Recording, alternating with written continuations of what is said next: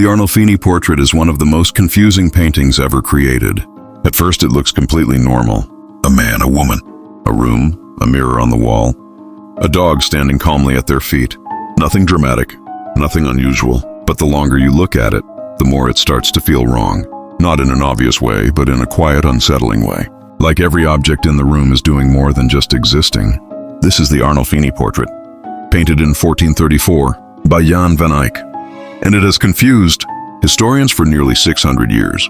Because the question is simple, but the answer isn't. What is actually happening in this scene? Most people assume it shows a wedding, a wealthy couple standing together during a private ceremony, a moment of commitment frozen in time. That explanation seems to make sense at first. But the more you study the painting, the less stable that idea becomes. Because nothing here behaves like a normal portrait. The room is too detailed. The objects feel too intentional.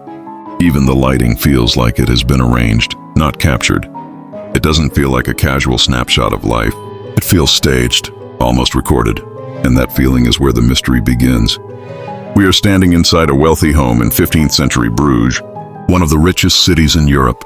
Merchants here trade luxury goods across the continent. And the couple in the painting clearly belong to that world. The man is dressed in dark, heavy fabric lined with fur. Every fold of his clothing suggests wealth and status. The woman wears an elaborate green gown, layered so heavily that her shape feels almost sculpted by fabric rather than body. Everything about them communicates power, stability, control, but their body language is strange. They are holding hands, but not like a couple relaxed in private. It feels formal, almost ritualistic. The man raises his other hand in a gesture that looks like an oath, a promise, a declaration of some kind. And that small detail is one of the reasons people began to believe this was a wedding portrait. For centuries, that idea was accepted without much question, until historians started noticing something odd. Because medieval paintings don't usually capture private, domestic scenes like this in such detail. So why this moment? Why this room? And why does everything feel like it is being carefully documented rather than simply painted? That question opens the door to something much bigger.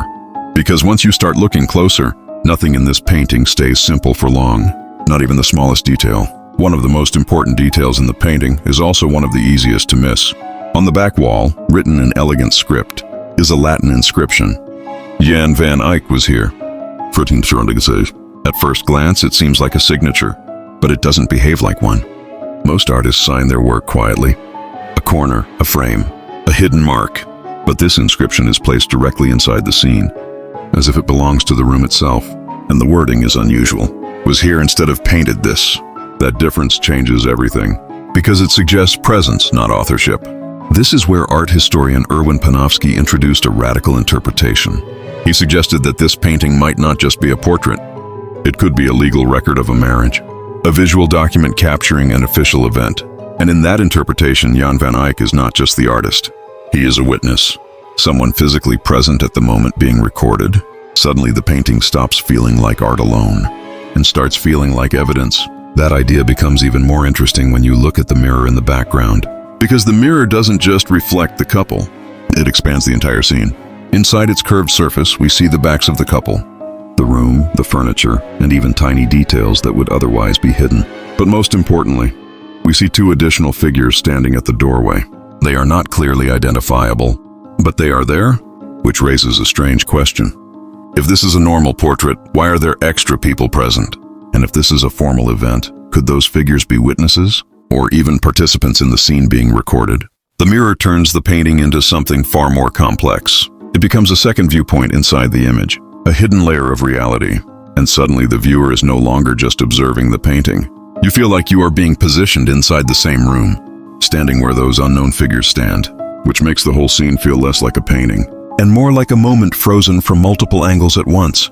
But even this explanation doesn't fully settle the mystery, because the more you interpret it as a legal document, the more the symbolic details begin to conflict with that idea, and that's where the painting becomes truly strange. Look upward at the chandelier. It is highly detailed, made of polished metal and carefully constructed. But only one candle is lit, and it is positioned above the man.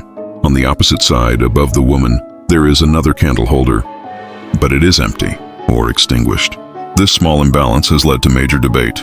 Some historians believe the single lit candle represents divine presence, a symbolic witness to the marriage, a spiritual approval of the union.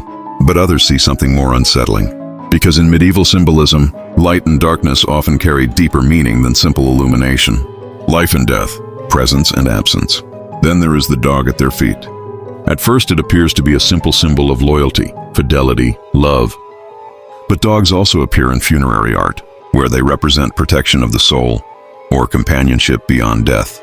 Even the setting itself begins to feel ambiguous. The bed in the background is unusual for portraiture of this time. Beds were often included in scenes related to birth, death, or private transition moments in life, not just everyday identity.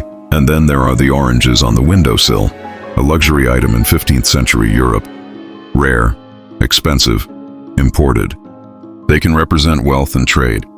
But they are also sometimes linked to paradise, purity, or lost innocence. So now every object is doing double duty. Nothing has a single meaning anymore. And that is where a darker interpretation begins to appear. Some scholars suggest the painting might not be a wedding at all, but a memorial. A depiction of a man remembering a woman who has already died. This idea is supported by historical records, suggesting that a woman, linked to the Arnolfini family, may have died young, possibly in childbirth. Around the same period the painting was created. In that interpretation, the entire scene changes tone. What looked like a celebration becomes reflection. What looked like unity becomes absence. And the stillness of the couple becomes something heavier. Not peaceful, but frozen, as if time itself has stopped inside the room. And the painting refuses to tell you which version is true, because every detail supports more than one meaning, and every meaning changes everything else.